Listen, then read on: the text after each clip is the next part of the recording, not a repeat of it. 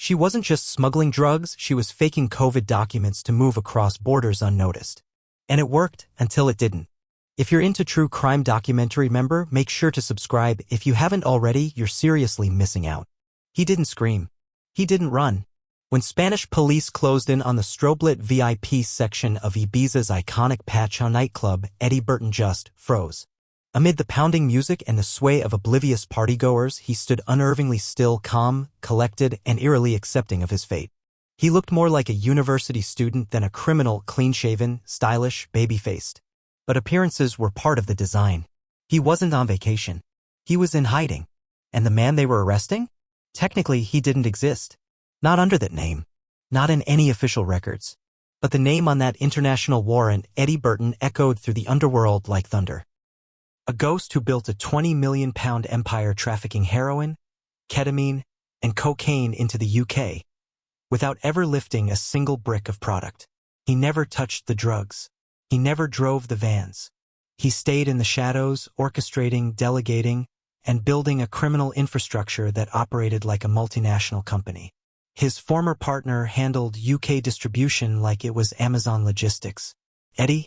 He was the one pulling the strings from a distance, a chess master moving pawns across borders. It took months of digital surveillance, planted mics, burner phone tracking, and an international sting to finally bring him down. But this wasn't the fall of a gangster. This was the unraveling of a prodigy. Because long before he was Europe's invisible drug kingpin, he was just a scrawny kid in Liverpool with trainers too big and ambition that didn't fit into childhood. At just 10 years old, he started as a ghost runner, making silent deliveries for older boys who needed someone no one would suspect. A nod here, a bag there, no questions asked. To the outside world, he looked innocent. But that was exactly why they used him. He was the perfect camouflage. A harmless schoolboy masking a growing mind already learning the rules of a darker game. By 13, he wasn't just running, he was observing. Listening to patterns. Learning who got sloppy, who stayed smart, when to vanish, and how to disappear into the crowd. He wasn't chasing clout or street fame. He was chasing something more dangerous, control. Cold, calculated, quiet control. And by 16, he had it. He stopped being the errand boy. He became the boss. Liverpool was too small for what Eddie wanted. Too many egos. Too many guns. Too many eyes. So, at 19, he vanished. No big exit. No goodbye. Just a new name, a one-way flight, and a key to a flat in Amsterdam. No one back home knew exactly where he went. But they knew why. He wasn't escaping. He was leveling up. Amsterdam wasn't about drugs. It was about structure. He built his empire like an engineer, never flashy, never reckless. He sat in the back of meetings, spoke only when needed, and remembered everything. He didn't just import weight, he designed a system that ran like clockwork. Until that night in Ibiza when the music didn't stop, but Eddie's empire did. He wasn't a kingpin sitting on a throne, he was the ghost in the wires. Burton operated like smoke, always moving, never caught. No mansion. No luxury cars. Just short-term rentals, burner phones, and a trail that vanished before it was ever found. While others glorified the hustle on social media, Eddie studied it like a scientist, analyzing ferry logs, truck routes, and shipping patterns. His genius wasn't in force, it was in invisibility. Back in Liverpool, people whispered his name like legend. But no one could find him. That was the goal. Fear wasn't power. Silence was. From a nondescript flat in Amsterdam, Eddie extended his reach across borders. Next stop, Spain. Another country. Another alias. Sunlit villas became his camouflage. Another base.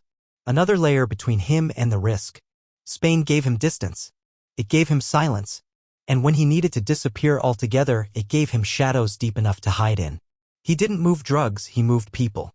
Clean drivers with no records. Couriers who never asked questions. Brokers who only knew fragments. Like a magician, he gave each player just one piece of the puzzle, a drop location, a coded name, a time. No one saw the full picture but him. The boy who once ran weed in his school bag was now 21 and running an industrial-scale empire. But he wasn't alone. Back in Liverpool, she remained, the pulse that kept the machine alive. Cienne Banks didn't look like a crime boss. She looked like an influencer. Her Instagram was a glossy highlight reel. Yachts, cocktails, designer handbags, poolside grins in soft summer light. But behind every filtered photo was a logistics mastermind, the woman behind the curtain. Cienne wasn't in this for the likes. She was the bridge. The link between the streets of Liverpool and the corridors of Amsterdam. She ran payrolls, briefed couriers, laundered dirty cash, and rerouted deliveries like a shadow executive. While Eddie expanded the empire across Europe, she kept the engines running back home. Between June 2022 and October 2023, she flew across borders nearly every month. Always short trips. Always solo. She looked like just another tourist, but phone data would later reveal the truth. On at least 2 occasions, she returned with more than just souvenirs. Hidden among clothes and toiletries were parcels of ketamine and cocaine. No criminal record. No red flags. Just a pretty face walking through customs unnoticed. But while people forget, phones remember. Digital forensics unearthed everything. Messages, voice notes, route maps, and reassurance. After one major seizure at Dover, her nerves showed. She texted Eddie, "Your prince might be on the bags." He replied coolly, "Don't worry. No one has him on file anyway." And that's who they were. 2 invisible architects of a growing empire. One pulling strings in Europe, the other tightening bolts at home. Lovers? Maybe. Partners? Definitely. But in the end, it was their digital ghosts that betrayed them. Not a bullet, not a snitch. Just a memory that didn't know how to lie. She wasn't just another courier. She was the architect behind the curtain. Cienne Banks didn't just carry drugs. She choreographed the entire ballet of movement. The National Crime Agency would later call her essential. Not a pawn. Not even a knight. She was the queen in this underworld chess game. One who made sure Eddie Burton's distance never looked like absence. She moved cash like clockwork. She planned trips with precision. She handpicked the couriers, clean records, low profiles, the kind of people no one would stop at customs. She was the firewall that protected Eddie's empire.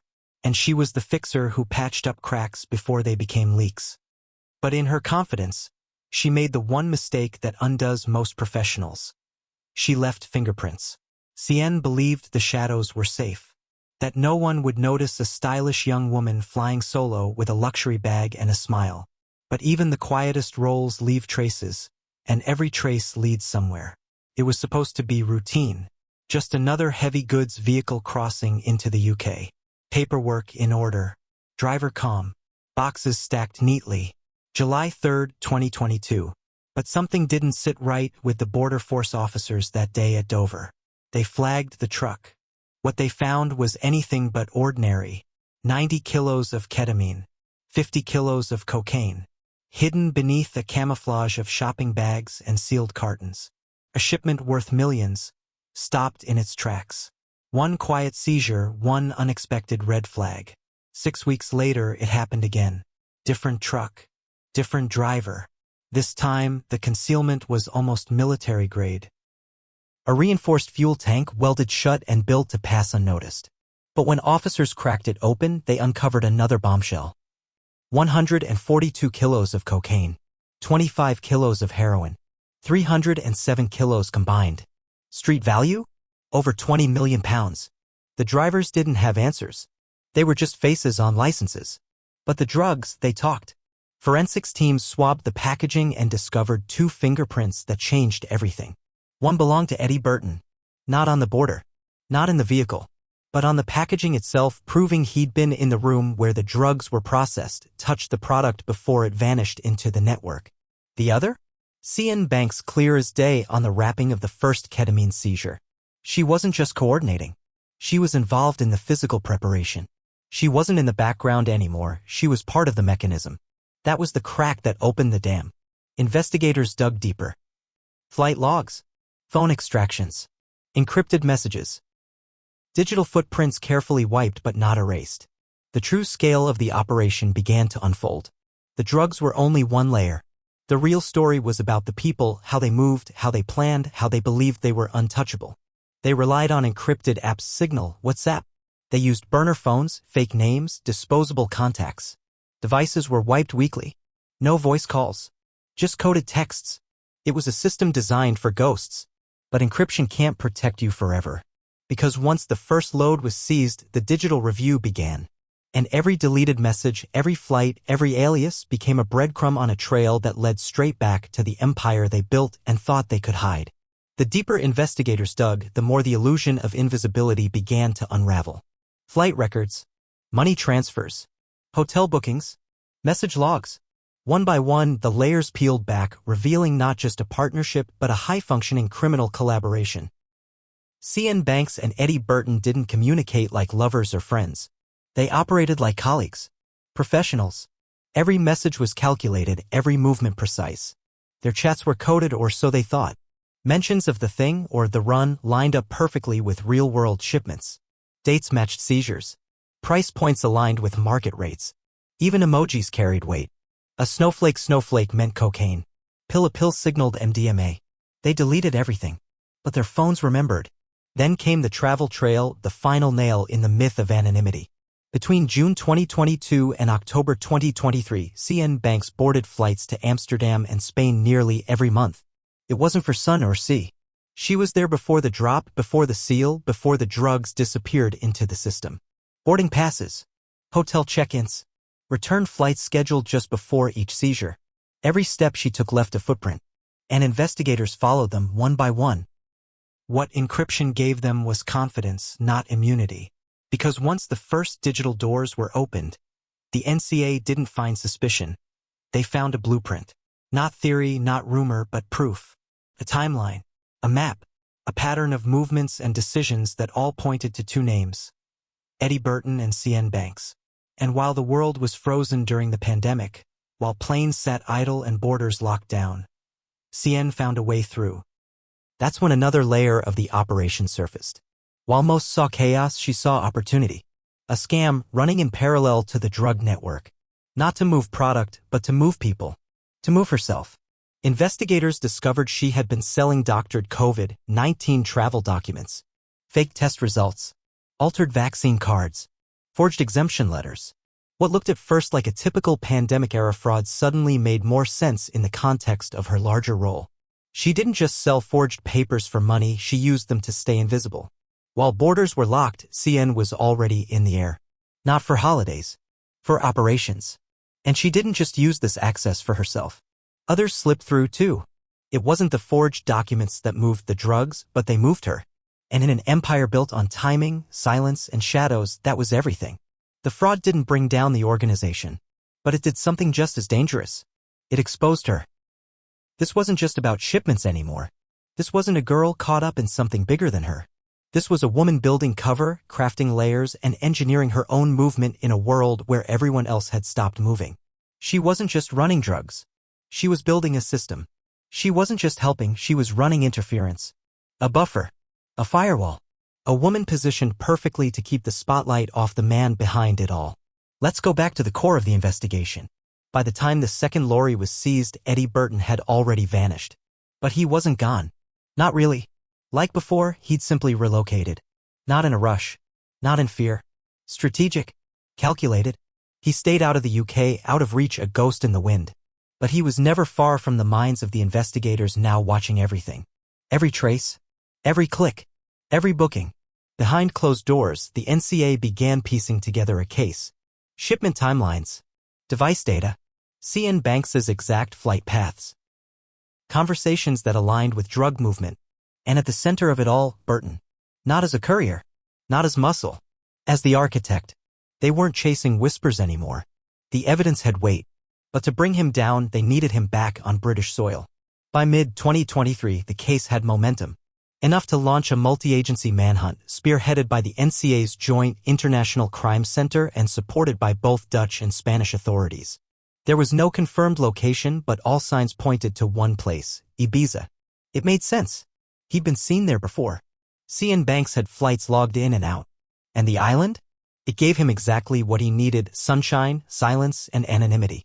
In August 2023, Spanish police made their move. Intelligence placed Burton at Pacha nightclub, one of Ibiza's most iconic venues. Not hiding, not laying low. Party lights, VIP section, champagne, music pulsing through the walls. It wasn't a raid. It was a surgical extraction. Officers moved in under the strobe lights. No chase, no resistance. Just Burton. Smiling, relaxed, carrying an alias that didn't match his prints. But the fingerprints did. He was no longer a theory. He was a confirmed identity. From that moment, the legal wheels began turning. Within weeks, the extradition process was underway, filed through Germany, then finalized by the UK's National Extradition Unit. In March 2024, Eddie Burton was flown back to Britain under armed guard. No more aliases, no more nightclubs, just concrete, cuffs, and the crushing weight of a case 2 years in the making. By the time he touched down, the prosecution had it all. 2 massive seizures, totaling 307 kilos of Class A and B drugs. Encrypted messages coordinated directly between Burton and Banks. Flight logs, hotel check-ins, and burner phones. A paper trail of payments and forensic traces that linked them to the drugs before they ever crossed the border. He didn't go quietly. But he didn't resist either. Because by then he knew. The game was over. And while Eddie Burton was just landing in British custody, Cienne Banks had already fallen. Cienne Banks didn't make a scene when she fell. In December 2023, she was arrested quietly at her home in Liverpool. No headlines, no police chase, just a knock on the door, and a folder thick with evidence. Inside her seized phone, encrypted messages, drop-off instructions, flight logs, and casual, almost flippant references to shipment weights, listed like grocery lists. The investigators had once only monitored those messages. Now they had proof of execution, of strategy, of intent. It wasn't just ambition. It was structure. And it all led back to 2 people. When they finally stood in court, they stood alone. No eye contact. No united front. Just 2 figures in separate docks, facing the full weight of the system they thought they had outsmarted. The courtroom didn't need a backstory. It had full message transcripts, shipment timelines, the contents of 2 lorries, packed with 307 kilograms of Class A and B narcotics. And on February 12, 2025, at Canterbury Crown Court, one of the UK's most quietly sophisticated drug operations met its end. Eddie Burton, 23, pled guilty to 4 counts of drug importation, heroin, cocaine, ketamine, and cannabis. The court didn't call him reckless. They called him methodical, a calculated coordinator with reach across borders, operating through encrypted apps, throwaway devices, and a rotating cast of third-party couriers. A man who thought he could control the entire chessboard. But the judge made it clear. Encryption doesn't equal immunity. Youth doesn't equal invisibility. And living abroad doesn't place you beyond the reach of UK law. It only buys time. Cienne Banks, 25, pleaded guilty to 7 charges, including drug importation, money laundering, and direct coordination of cross-border shipments. The defense tried to paint her as a minor player, passive, manipulated, pulled along. But the court wasn't buying it. The judge called her indispensable. And the NCA? They called her a blueprint, a symbol of how modern drug networks have evolved. Because these days, the face of international drug crime doesn't always come with tattoos and violence.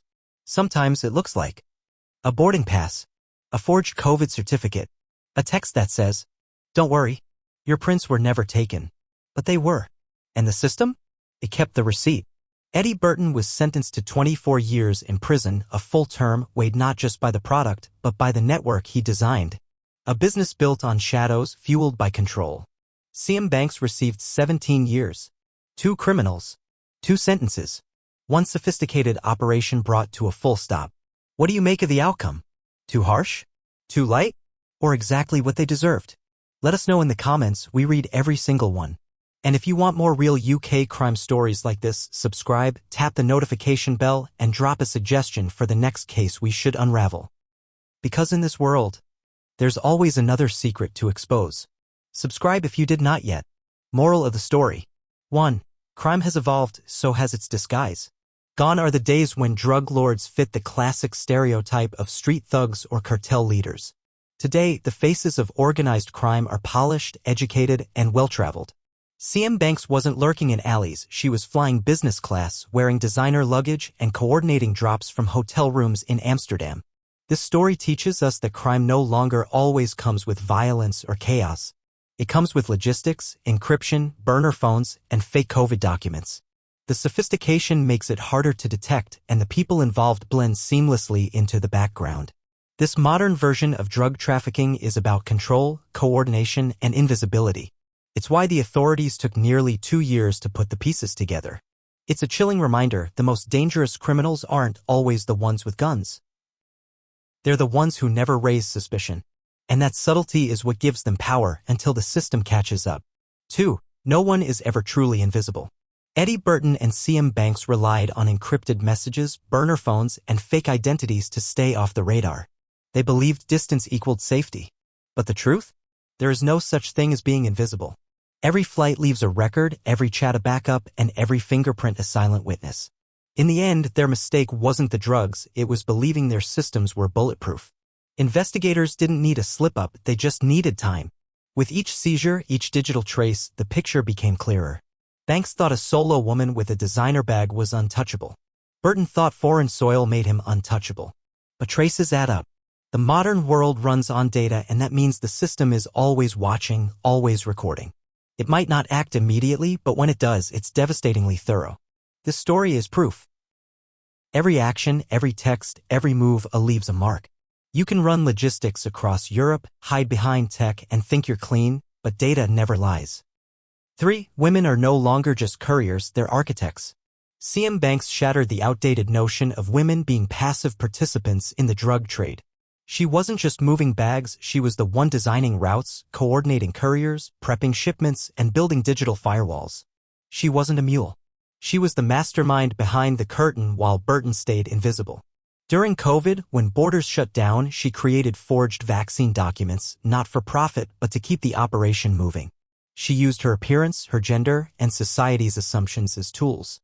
This is a harsh but necessary lesson. Criminal networks now recognize that women can be their strongest assets, not just for distraction, but for leadership. Banks ran interference, controlled communication, and stayed just out of sight. Until the system closed in. Her role wasn't passive, it was pivotal. This reminds us that crime isn't bound by gender. Intelligence, manipulation, and logistics are universal skills, and Banks used them all. Her downfall only came because she left fingerprints on the product, on the plans, on the very structure she helped build. She wasn't a sidekick. She was indispensable. 4. Encrypted apps give confidence, not immunity. Apps like Signal and WhatsApp were designed for privacy, not criminal enterprise. But in the wrong hands, they become the perfect tools for trafficking networks. Burton and Banks believed their use of code, emojis, and throwaway numbers would shield them. But encryption doesn't erase evidence, it just delays its discovery. Investigators can extract deleted messages, rebuild patterns from backups, and cross-reference chat logs with real-world events. When you're coordinating 300 kilos of drugs, the thing and the run aren't vague enough. The exact dates, weights, and destinations lined up with seizures. Even the emojis, snowflake for cocaine, pill for MDMA, became part of the digital blueprint. What they thought was secrecy became evidence. This story highlights a truth many still ignore. The illusion of safety through encrypted chats is just that, an illusion. Law enforcement adapts, just like criminals do. And no app is truly untraceable when the system starts pulling threads. Encryption gave them confidence, but it never gave them immunity. In the end, the tech didn't save them, it sealed their fate. 5. Control isn't power if it's built on lies. Eddie Burton's empire was built on silence, precision, and distance. He avoided the product directly, stayed abroad, and kept his name off everything. Cienne Banks handled the logistics while he coordinated from the shadows. It felt smart, but control built on lies is fragile. Every forged document, every burner phone, every fake contact name, they all needed to be perfect. But perfection doesn't exist. Once the first lorry was seized, every move unraveled. Burton controlled a network, but he didn't control the unexpected. He was arrested in a nightclub, not hiding but partying.